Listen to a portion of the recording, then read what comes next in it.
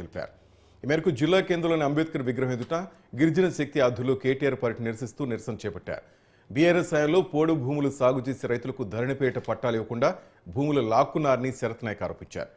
మహబూబాబాద్లో నిర్మించిన వైద్య కళాశాల పేరిట అమాయక గిరిజన రైతుల నుంచి బలవంతంగా భూములు లాక్కుని వారిపై కేసులు పెట్టి జైల్లో వేసినప్పుడు గిరిజనులకు జరిగిన అన్యాయం గుర్తుకు రాలేదంటూ ప్రశ్నించారు.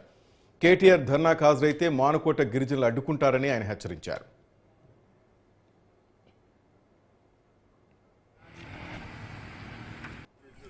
ఈరోజు గిరిజన శక్తి రాష్ట్ర కమిటీ ఆధ్వర్యంలో మహబూబాబాద్ పట్టణ కేంద్రంలో బీఆర్ఎస్ పార్టీ తలపెట్టినటువంటి లగచెర్ల ఘటన ఏదైతే ఉన్నదో వికారాబాద్ జిల్లా కొడంగల్ నియోజకవర్గం లగచెర్ల మరియు పరిసర ప్రాంతాలకు సంబంధించినటువంటి భూసేకరణ అంశంలో అక్కడ ఉన్నటువంటి గిరిజన బిడ్డలు, బీసీ బిడ్డలు, దళితులు అందరి భూములు కూడా పోతా ఉన్నా కానీ బీఆర్ఎస్ పార్టీ కేటీఆర్ మాత్రం ఈరోజు లంబాడి బిడ్డల్ని ముందు పెట్టి చేస్తున్నటువంటి రాజకీయాన్ని తీవ్రంగా వ్యతిరేకిస్తూ అక్కడెక్కడో సంఘటన జరిగితే కావాలని లంబాడీలు గిరిజన బిడ్డలు ఎక్కువ ఉన్నటువంటి మానుకోట కేంద్రంలో ఇక్కడ ఉన్నటువంటి అమాయక గిరిజన లంబాడి బిడ్డల్ని రెచ్చగొట్టడానికి రాజకీయ లబ్ధి చేకూర్చడం కోసమే ఈరోజు బీఆర్ఎస్ పార్టీ ఇక్కడ జరగబోయేటువంటి ధర్నాను కూడా నిర్వహిస్తూ ఉన్నది.